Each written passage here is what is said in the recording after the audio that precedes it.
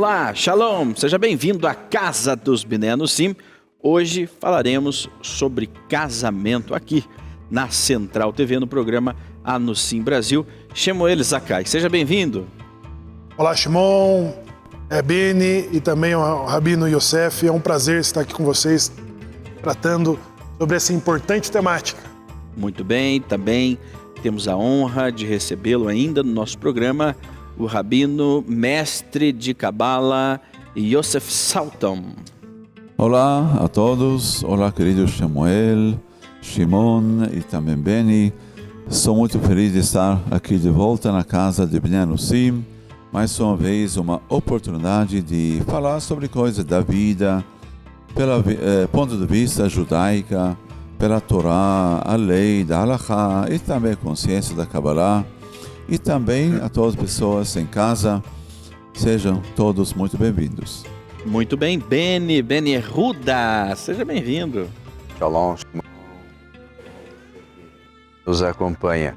É um prazer grande poder estar aqui participando e colaborando nesse processo e nesses assuntos que são relevantes para a nossa vida. Muito bem.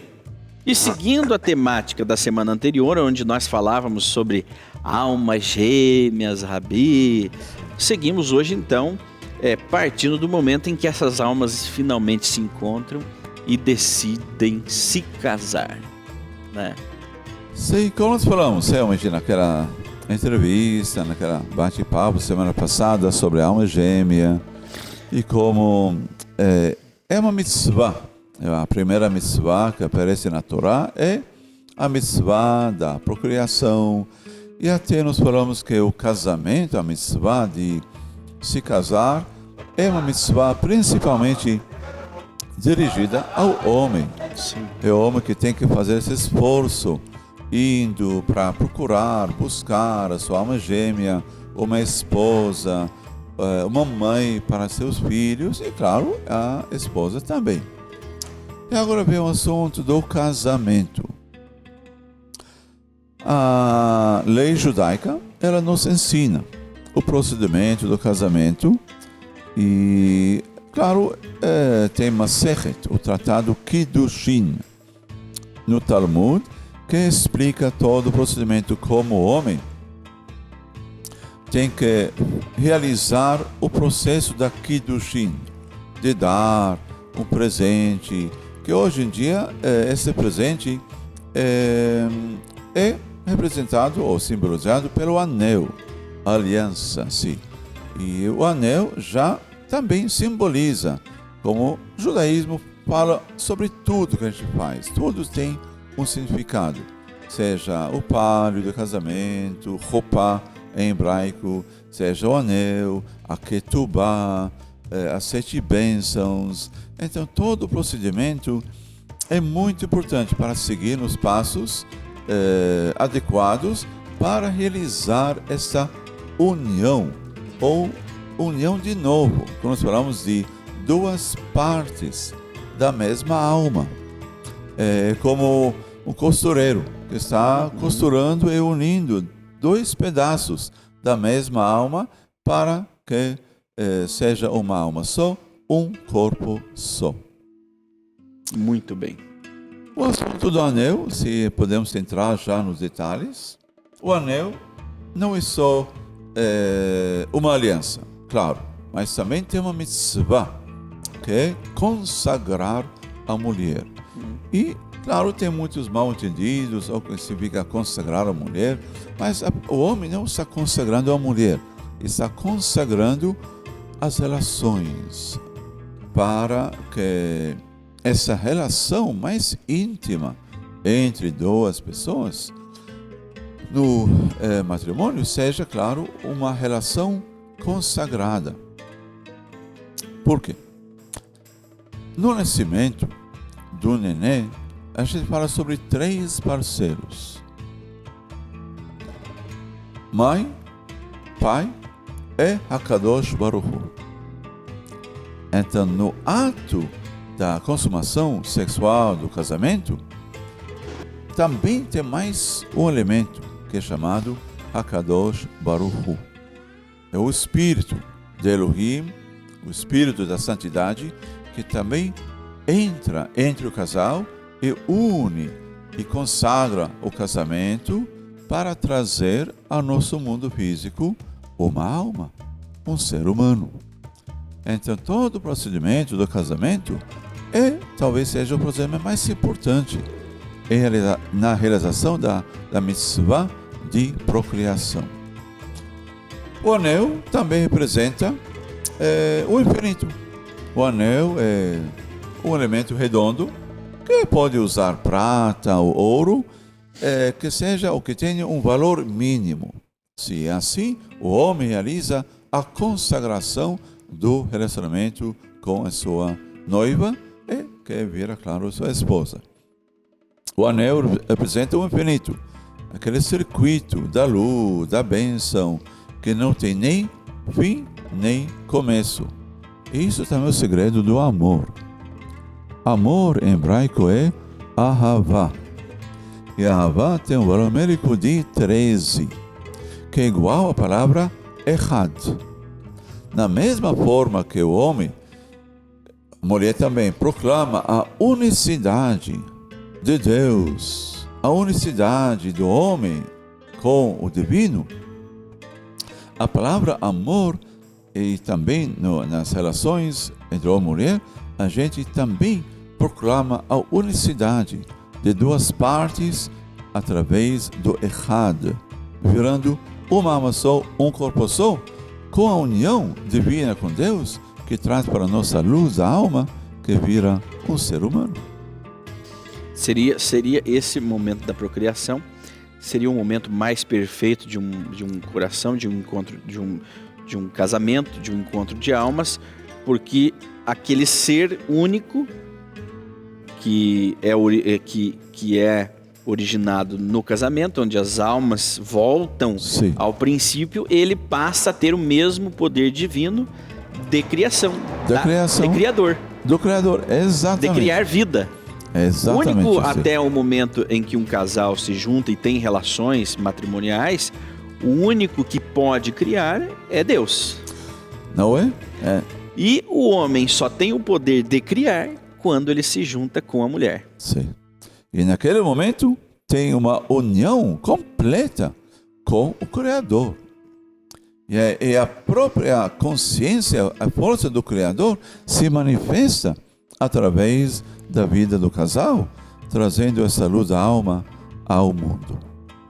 É um momento muito, muito incrível, elevado, e por isso é preciso passar um processo para consagrar esse momento, que é o casamento. Agora, dentro do judaísmo, Samuel, da nossa cultura, da religiosidade judaica, o casamento ele tem um processo para que ele aconteça. Exato. Nós falávamos no último programa, né, sobre o papel do casamenteiro ou da união da alma gêmea, gêmeas, né? Nós temos a descrição desta relação, Rabino, pelo profeta Jeremias, que ele descreve dois namorados. Ele fala assim: lembro-me, falando com Jerusalém, lembro-me de quando noiva me seguias pelo deserto. A relação entre Deus e Israel, ela vai se tornar uma metáfora, uma prefiguração na descrição desse relacionamento, como o próprio Shavuot, né? Ele vai consumar como modelo de casamento de duas partes, né? Entre o homem e a mulher. Sim, maravilha, isso mesmo. Na verdade, esse assunto da festa de Shavuot, a gente fala sobre um casamento cósmico entre a Kadosh Baruch Hu e Knesset Israel, o agrupamento das almas de Israel, que são comparadas à noiva, e a Kadosh Baruch Hu a noivo. E nossa ketubá, nesse caso, é os 10 mandamentos. 10 mandamentos. O contrato de casamento. É o contrato entre nós e o divino que segue. Claro, estou aqui falando. Primeiro, o reconhecimento da união perfeita entre homem e mulher, e também entre o Criador e a humanidade. que se manifesta através do casamento. Agora vem, claro, a Kabbalah e também explica o assunto das 7 berachot. 7 berachot, porque nós falamos também na semana passada sobre Adão e Eva no paraíso. E, claro, tem aquela história do expulso de Adão do paraíso. E todo o casamento entre alma e gêmea, entre o casal, é para quê? Para resgatar a consciência original de Adão e Eva no paraíso. Seria para ser um novo paraíso, né? Um novo paraíso, exatamente. Isso é o que o casamento é para ser. E realmente, paraíso não quer dizer que tudo tranquilo, ninguém trabalha. No paraíso tinha que trabalhar, Adam tinha que trabalhar, exatamente, ser co-criador, exatamente, do mundo. Para trabalhar e guardar e proteger o jardim do Éden. Então, exato. Tinha obra, mas é uma obra divina. Isso não é um trabalho de escravo para dinheiro, para materialismo. Isso não quer dizer que a gente condena dinheiro, não. Mas virou uma obsessão. Isso. E agora muitos casais param exatamente. Vou me casar, isso vai custar muito dinheiro, vou ter filho, vai custar mais ainda. E isso traz para os jovens hoje uma ansiedade, uma preocupação muito grande, que a pessoa fala, imagina, eu prefiro não me casar. É impossível, né? Isso, porque não vou ter dinheiro, eu preciso pagar mais para a escola, plano de saúde, para casa. E a Torá nos ensina que não é assim. Cada alma que nasce, cada neném que nasce, traz a sua bênção, a sua berachá. Quando mais filhos, mais berachá, mais bênção. Mas temos que sair dessa obsessão, dessa compulsividade do materialismo e entrar na Torá, na vida judaica, com esses conceitos das origens. Os nossos pais tinham 5 filhos, 10 filhos, e não faltava nada, não faltou nada. Então, por que hoje os jovens têm medo de casar? Para ter filhos e perder dinheiro e não conseguir manter a vida. Muitos casais, Beni, manifestam e vislumbram uma vida perfeita sem dificuldades, né? Vislumbram ali uma condição perfeita para ter filhos. Olha, nessa condição não tem como ter filhos, né? E pensam demais, e quem pensa demais pouco faz, né?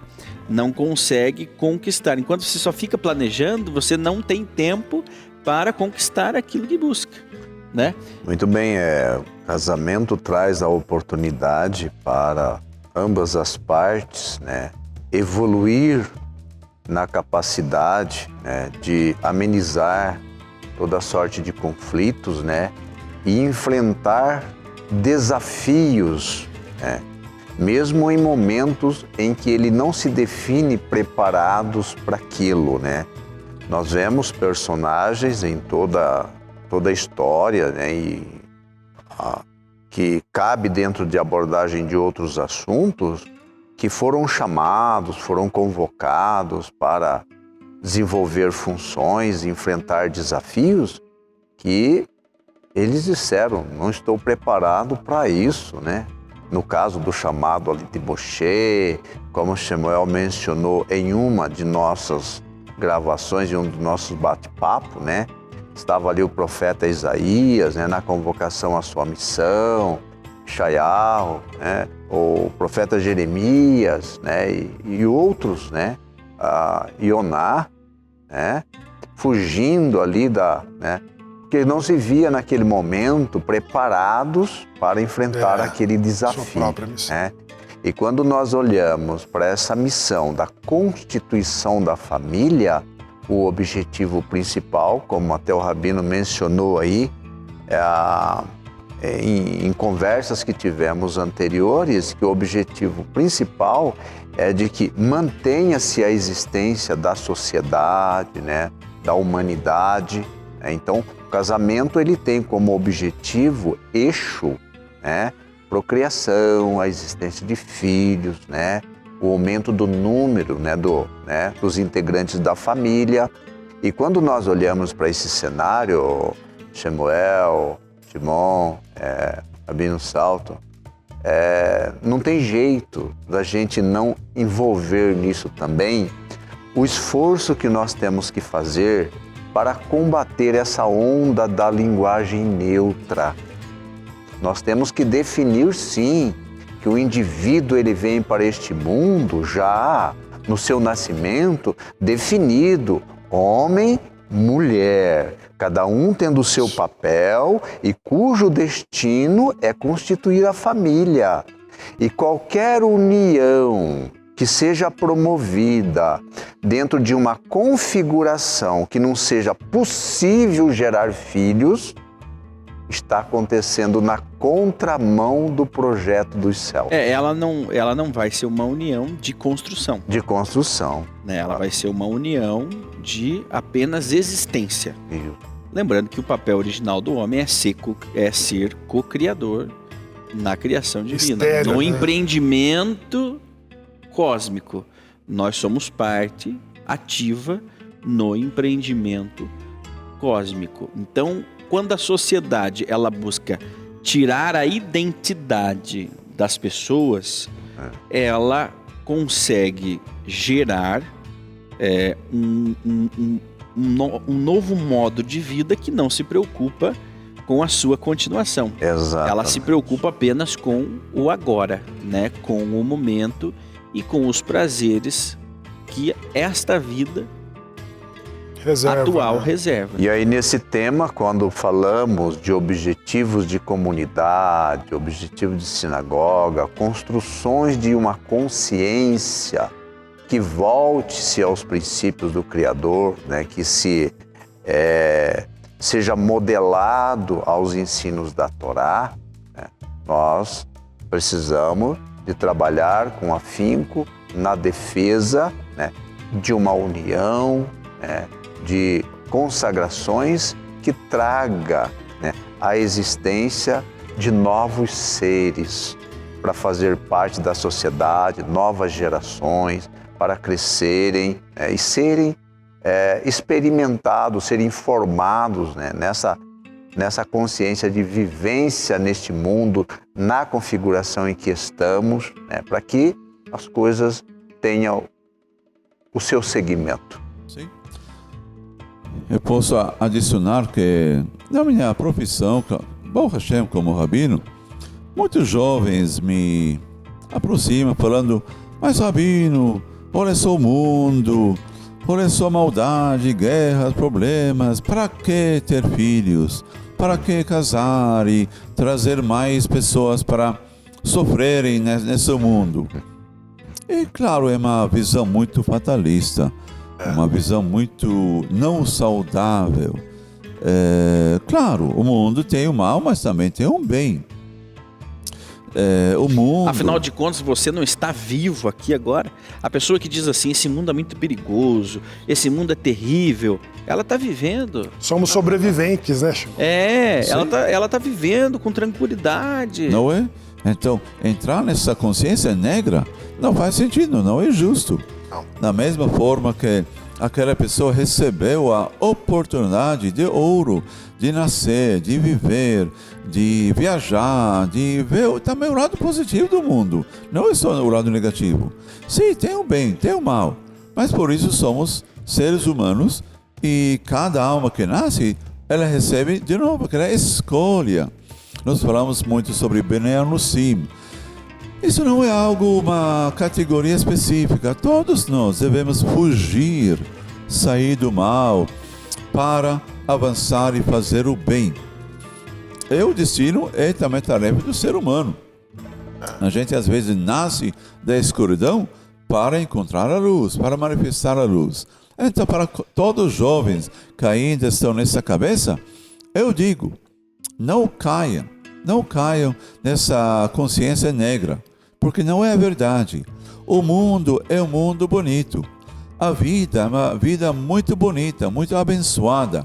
Nós somos seres humanos abençoados aqui na vida, com irmãos, com irmãs, com familiares, e a gente tem que fazer todo o esforço. E da mesma forma que nós recebemos a oportunidade de nascer e viver, a gente não deve negar essa oportunidade de outras almas. Exato. Para eles também nascessem.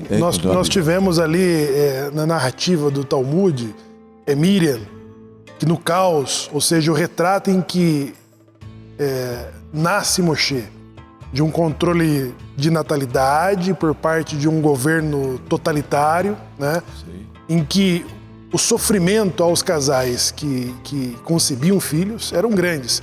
Então Mamrã decidiu separar-se da sua esposa para que não passasse por esse sofrimento. Então Miriam, irmã de Moshe Rabbeinu, ela consegue conciliar novamente com uma torrerá ao seu pai, dizendo: você está sendo mais cruel que o próprio o faraó. Isso, né? o faraó. Ou seja, se não fosse a intervenção de Miriam, de que forma viria a redenção aos hebreus no Egito? Né? Esse Amram realmente tivesse mantido aquela visão de depressão, para que trazer mais seu filho? Mais uma vez. Guerra, a economia, como educar os filhos com educação tão cara. Ou seja, nós nos poupamos dos desafios dos mandamentos positivos, que é de procriar, de encher a terra, de se casar, né? E de dar ao mundo a oportunidade de redenção.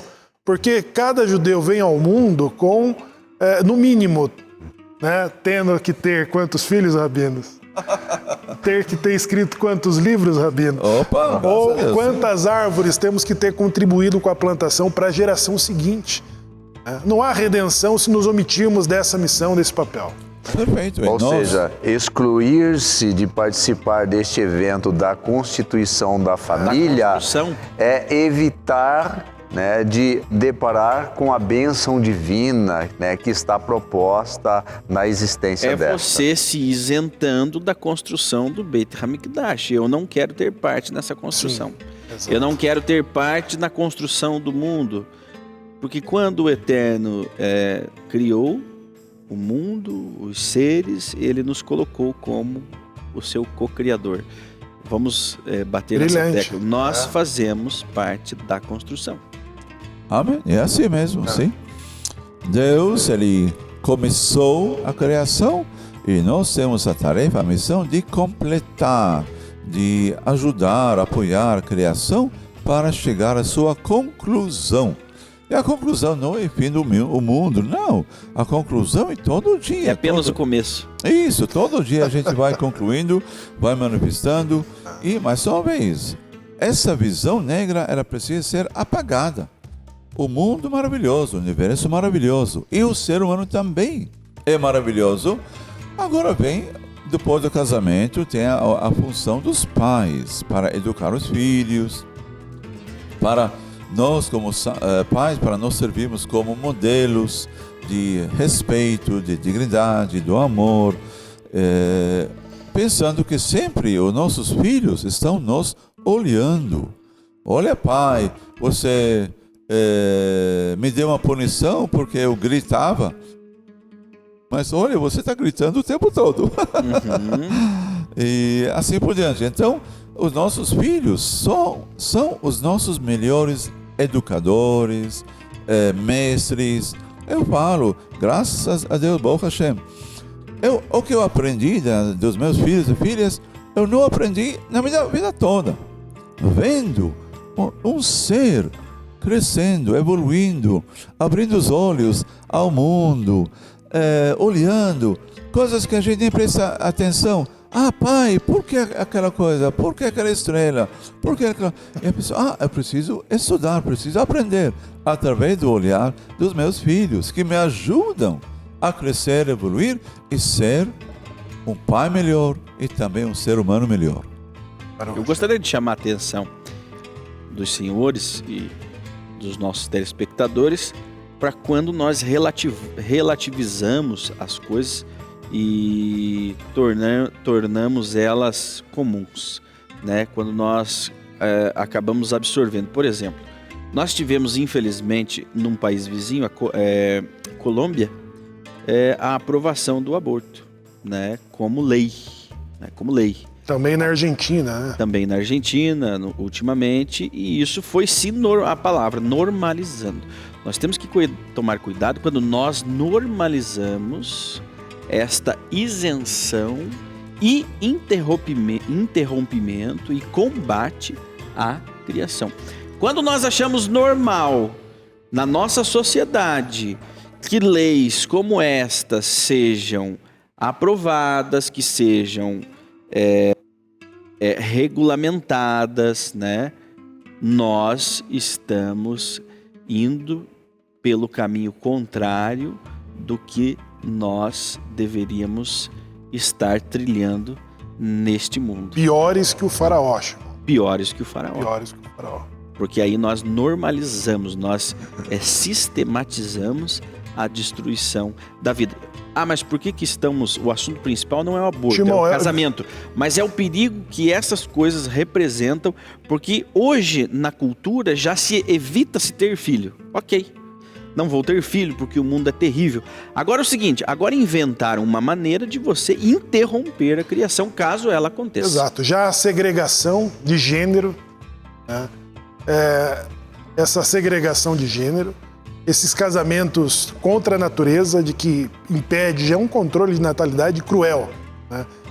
Acompanhada da aprovação de uma lei que garante o aborto, a normalização do aborto, é pior do que o mau decreto do faraó. Rabino. Olha, queridos, realmente a gente mergulhou no assunto que provoca muita polêmica. E agora, quer dizer, claro, a visão judaica tradicional, básica, essencial, ela não permite o aborto, a não ser que seja um perigo da mãe ou do nenê, do feto. Agora, no outro lado, eu ouvi muitas mulheres falando: é meu corpo. É meu corpo, eu posso fazer qualquer coisa com o meu corpo. Para aquelas mulheres eu falo: sim, é seu corpo.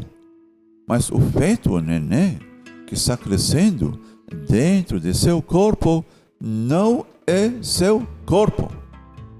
Não é.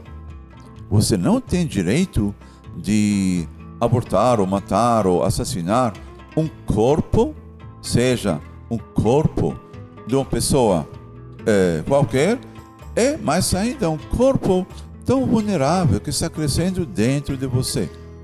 Não é seu corpo, é o corpo de uma outra pessoa. Agora, claro, o debate pode continuar. Eu posso até citar, no caso do Papa, o Papa João Paulo II, que naquela época houve aquela coisa de legitimizar o aborto nos Estados Unidos. E ele não entrou no debate porque é algo muito político. Quando é na política, perde todo o valor da ética, da moral, porque é uma questão de só votos e poder. Mas ele pediu, ele implorou ao presidente Bush naquela época. Ele falou: não importa o que a lei vai acontecer, como as pessoas vão votar e eleger, mas o que eu penso é a única coisa, de não perder o valor da vida. Isso mesmo. De não perder o valor da vida. E realmente a vida, o valor da vida é além das religiões, da lei, da opinião pessoal de cada um de nós. Tem coisas que são além. É o valor da vida. É além de tudo, de tudo, de tudo, de tudo. O valor da vida é o valor mais sagrado, mais divino que nós, como seres humanos, que ganhamos essa força da vida, temos que valorizar, respeitar, guardar e proteger. Muito bem. O que realmente, então, passa a dar sentido para o casamento é a vida.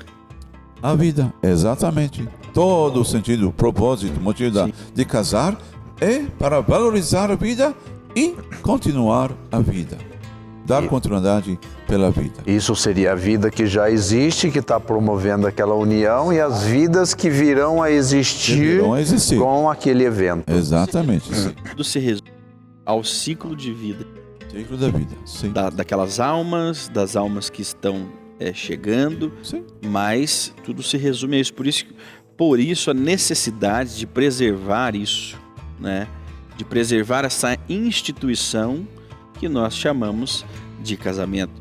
No princípio bíblico, não tínhamos, né, na Torá, por exemplo, toda aquela ritualística que hoje faz parte da cultura.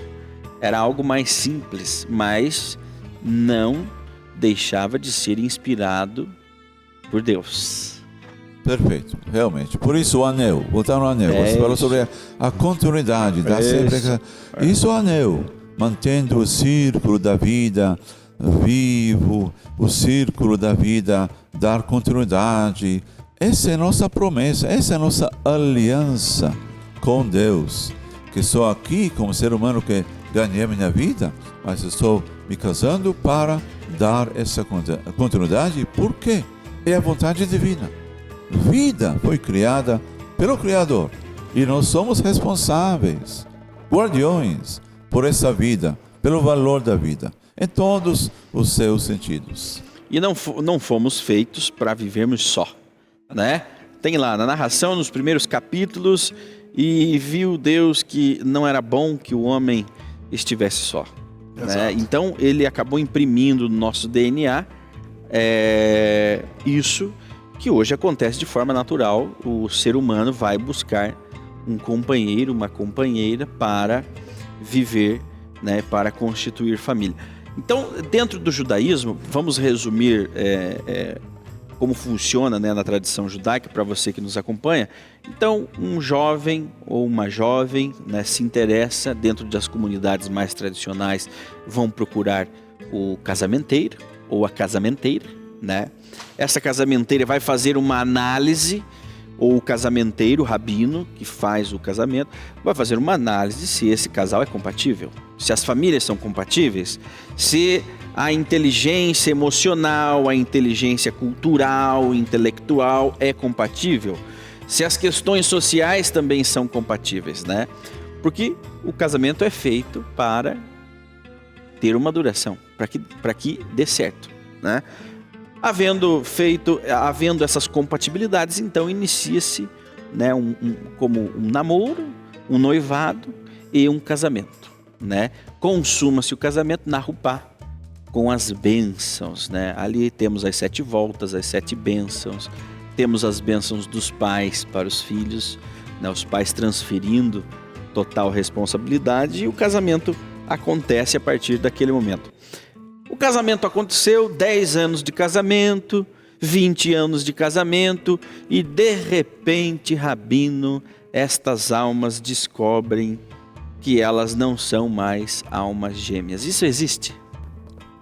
Olha, existe. Agora, voltando ao assunto do Kabbalah e o assunto da reencarnação, Tikkun, o que acontece? Às vezes, numa vida, o homem pode nascer, encarnar, a alma encarna, mas a alma gêmea, a feminina, ela não encarna, por algum motivo.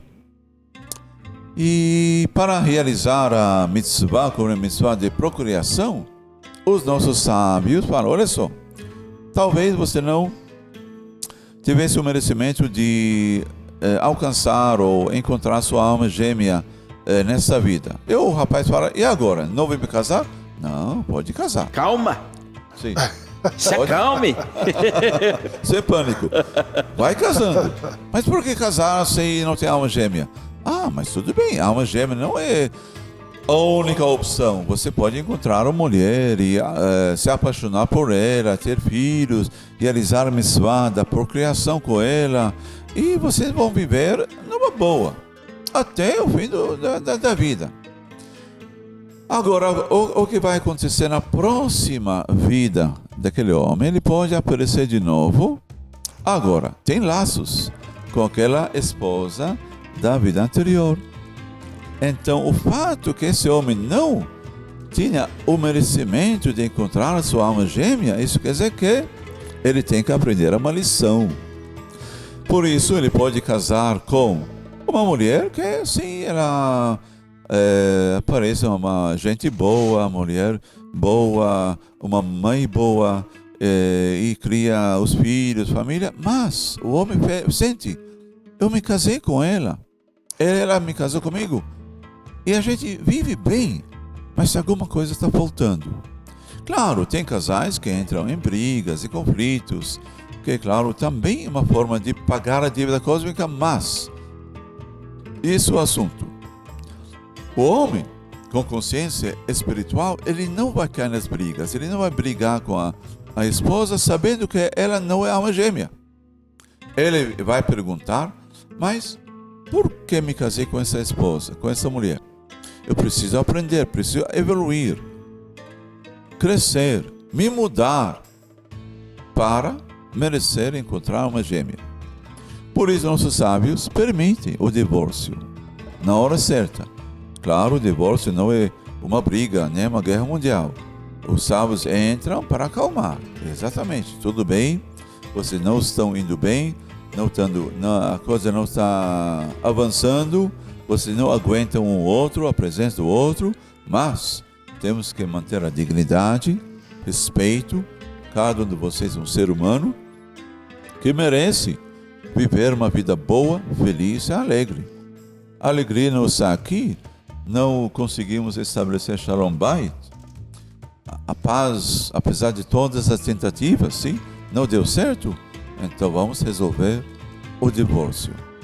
Agora, temos que dizer que, segundo a lei judaica, não é só o homem que tem o direito de pedir divórcio. A mulher também tem um direito igual ao homem de pedir divórcio. Mas o homem, ou seja, a mulher, tem que apresentar o caso deles perante o Bedin, o tribunal, e cada pessoa vai explicar o porquê, por que motivos. E o Bedin, claro, os sábios vão determinar. Caso não há solução, o divórcio vira uma solução para separar essas pessoas do tikkun, da dívida, e deixar cada um seguir a sua vida e encontrar a alma gêmea até. Se não existe uma manutenção, aquilo ali vai se deteriorando. Em algum momento, o casamento vira uma condenação.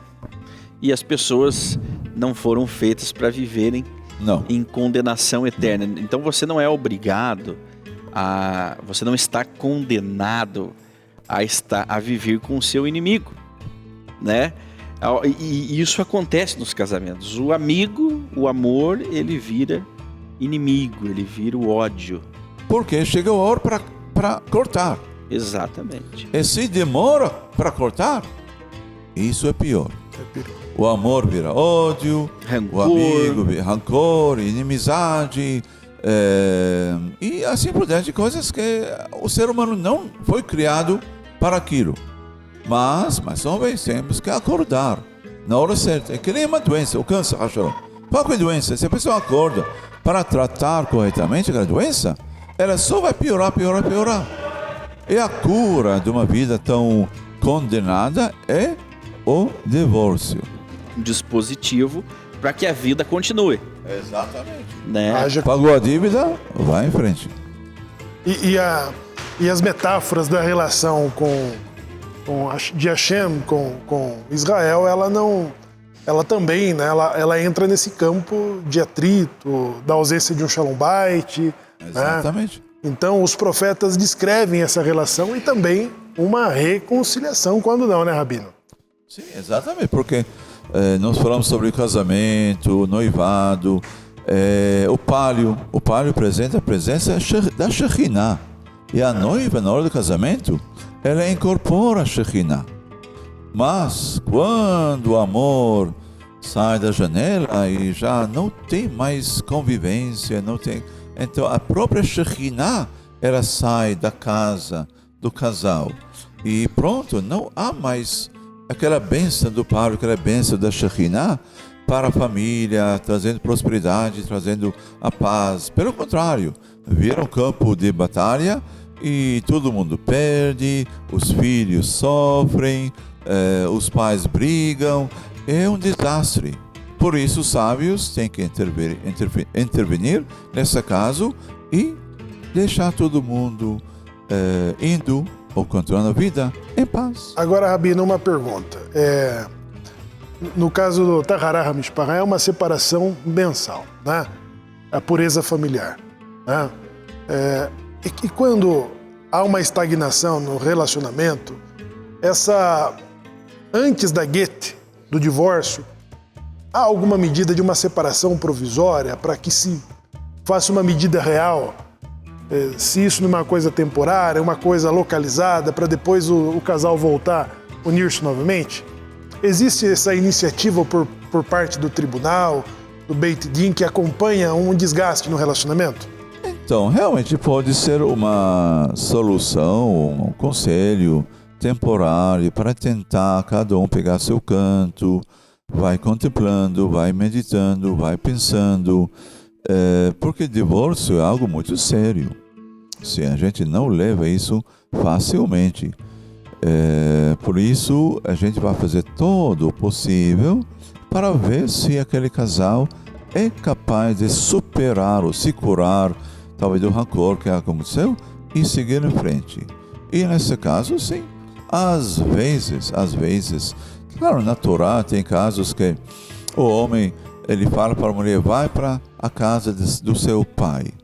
E, claro, hoje em dia talvez não seja muito prático, mas se a mulher ainda tem uma família, o pai, ela pode ir para a casa do pai, para, a gente fala para esfriar a cabeça. Isso, o homem também tem que esfriar a cabeça e ver se depois de um mês a gente se encontra de novo, talvez mais 2 meses, para ver qual a situação, fazer uma avaliação e, claro, tudo depende dos resultados. Exatamente. Acho que está ligado muito também ao autoconhecimento, né? Em a pessoa saber identificar se o ciclo está se fechando mesmo ou se é apenas uma crise, né? Sim. É você ter a maturidade, porque os tempos mudaram também, né?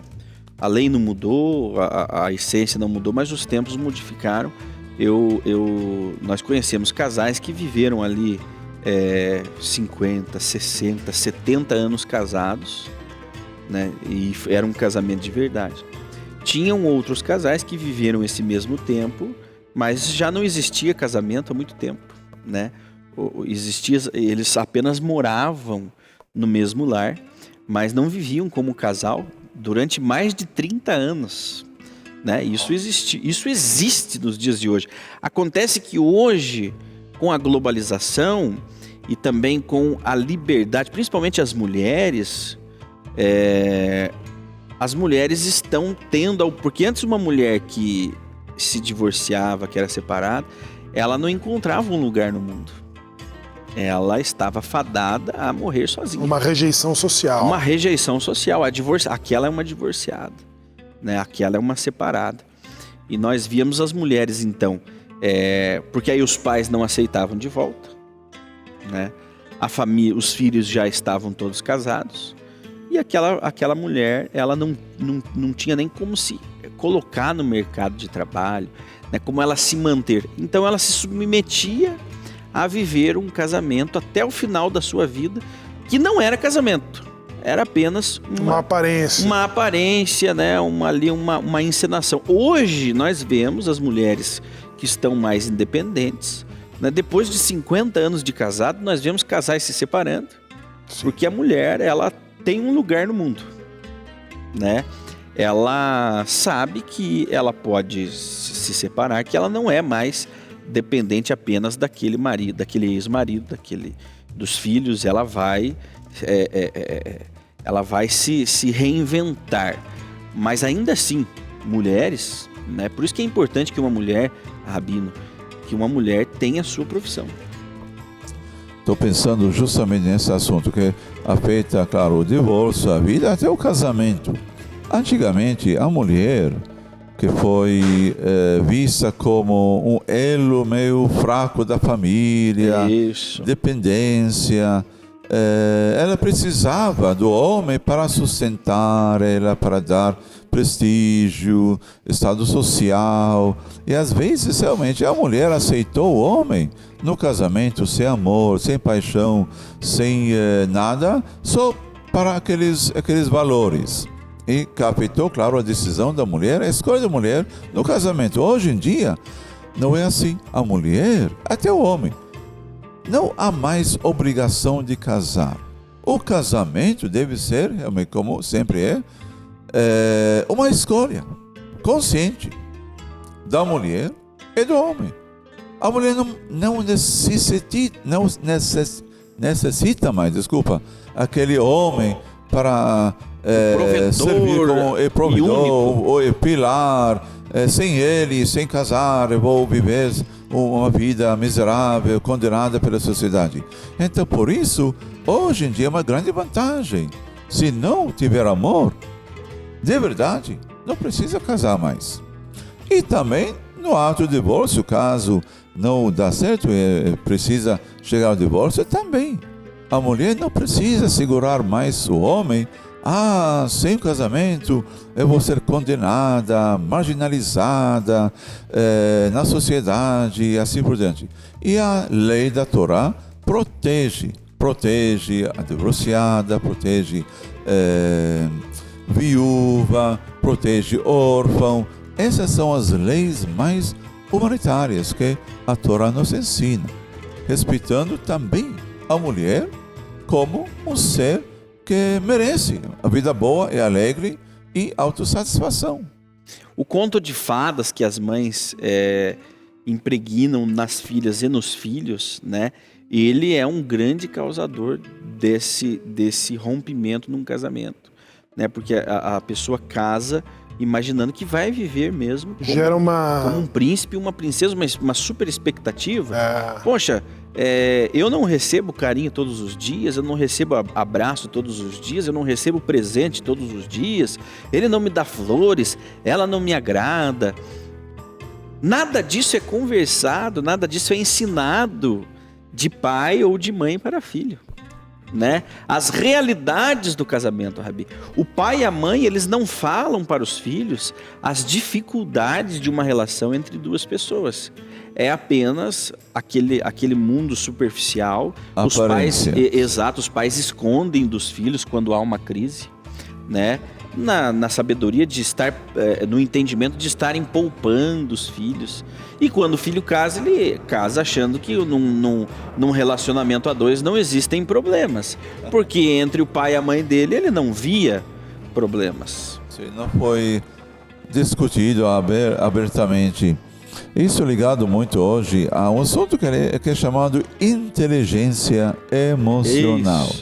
Isso mesmo.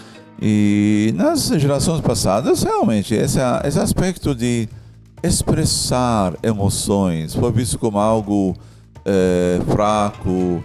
Estou mostrando emoção, então não, preciso manter a minha aparência como pai, como pessoa forte, e não expressar dor ou mágoa ou chorar. Então, realmente, o mundo está mudando. E estamos numa transição.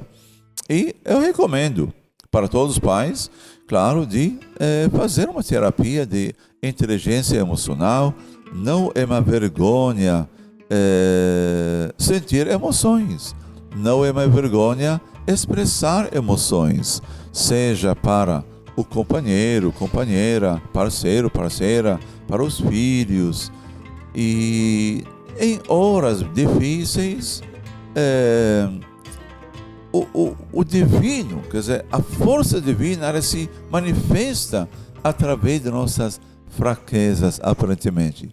Se o homem chorar, isso não é uma vergonha. Pelo contrário, é um momento muito, muito íntimo, onde a alma se expressa e a luz, o Criador, a compaixão entra, mantendo aquela postura rígida. Isso não é necessariamente a solução. E agora vem também terapia familiar, constelação familiar. Tem muitas terapias que ajudam a família a interagir como uma unidade completa. Família às vezes passa crises financeiras, crises emocionais, de saúde, problemas que entram. E chegou a hora para nós admitirmos, nós enfrentarmos esses problemas, porque senão a gente vai reprimindo, e isso vai aparecer na próxima geração, ou geração depois, porque tem uma influência não só genética, mas psíquica. dos pais em cima dos filhos. E os filhos vão crescer, de repente encontram o problema. É um problema não resolvido dos pais, que os filhos receberam por herança, que claro, não é boa herança. Muito bem. Foi brilhante a sua inserção da inteligência emocional, que é a causa do fim de muitos casamentos, de muitos relacionamentos, porque você não consegue conviver, Beni, com o diferente, né? Porque desde criança somos ensinados a convivermos apenas com a aprovação. Exato. Quando há uma reprovação, quando há um confronto, então a inteligência emocional ela desmorona e aí não há como conviver. E aí entra a necessidade de colocar em exercício todo o aprendizado que a convivência a dois, né, promove, né, e nos dá a oportunidade de alcançar. Então, agradecemos a sua presença aqui nesse programa. Tivemos aí uma sequência de programas falando sobre o relacionamento, sobre o casamento, sobre almas gêmeas, e nós continuaremos, né, ainda aqui no programa No Sim Brasil, trazendo muitos ensinos, trazendo muitas informações a respeito da vida, né? O que é uma vida judaica, uma vida saudável para você, Benanus, para você que não busca uma religiosidade, mas busca informação. Esse é o canal aqui na Central TV. Agradecemos ao Rabino Yosef Salton. Obrigado, querido Shimon, e também senhor Samuel, e também o nosso querido amigo, colega Beni. Oh, Hashem, graças a Deus. Muito bem. Nós voltamos na próxima semana. Continue sempre conosco. Acesse as nossas redes sociais, acesse o nosso site e continue ligado aí com a Sinagoga Anusim Brasil. Shalom! Shalom! Shalom!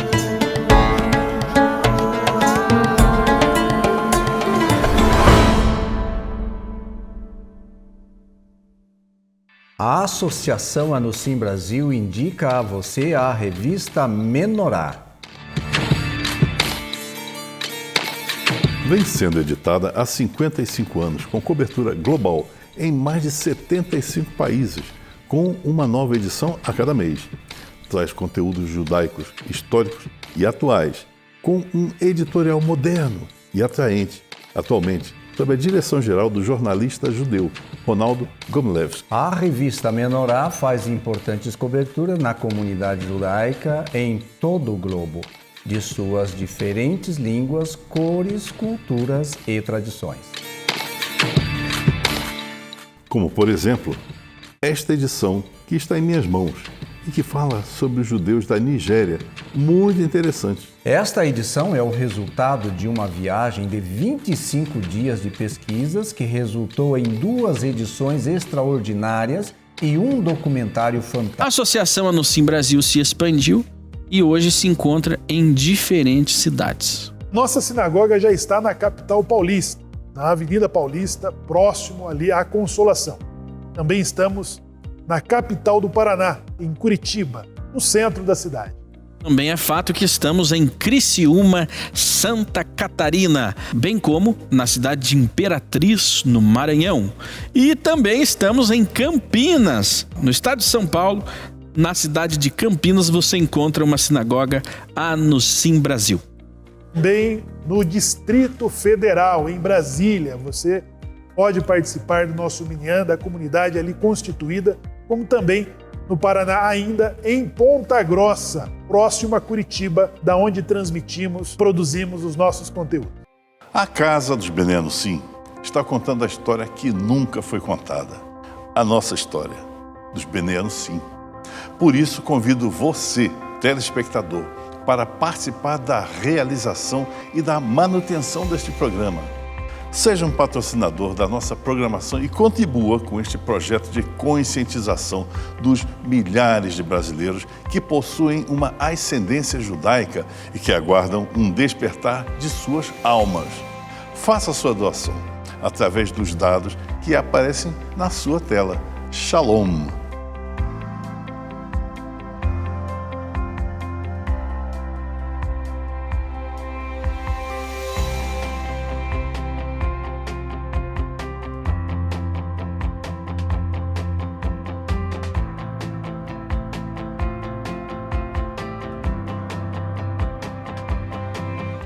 Quero convidar você para conhecer o nosso canal no YouTube, a TV Anusim. Acesse no link que aparece no seu vídeo ou aponte a câmera do seu celular para este QR Code, seja direcionado diretamente para o nosso canal. Este canal proporciona a você programações diárias em vídeo. Acesse, inscreva-se no canal, ative as notificações. Anusim Brasil no YouTube ou Sinagoga Anusim Brasil. Você encontra a página oficial da Sinagoga Anusim Brasil no Facebook, também com publicações diárias e novidades, e também temos toda a rede de amigos e associados ligados ali no Facebook Anusim Brasil, que serve como ferramenta de compartilhamento de nossos conteúdos. Mantenha contato conosco através destas ferramentas, das redes sociais, e fique ligado, fique por dentro das principais novidades e acontecimentos da Sinagoga Anusim Brasil. Olá, quer ter contato mais próximo com a Sinagoga Anusim Brasil e receber todas as informações da comunidade diariamente? Estamos disponibilizando o nosso grupo de WhatsApp através do número que aparece na sua tela. Ou, se preferir, aponte a câmera do seu celular para o QR Code, seja direcionado diretamente para o nosso grupo. Quer falar diretamente conosco via chamada de voz em horário comercial, das 9 às 18? Ligue para o contato 42 999 20 0747. E aí, gostou do nosso programa? Entre em contato conosco através dos telefones, dos números, das informações que aparecem na sua tela. Sinagoga Anusim Brasil, a casa dos Bnei Anusim. E nós voltamos na próxima semana, neste canal, neste horário, com muito mais a sabedoria judaica para você. Shalom, shalom!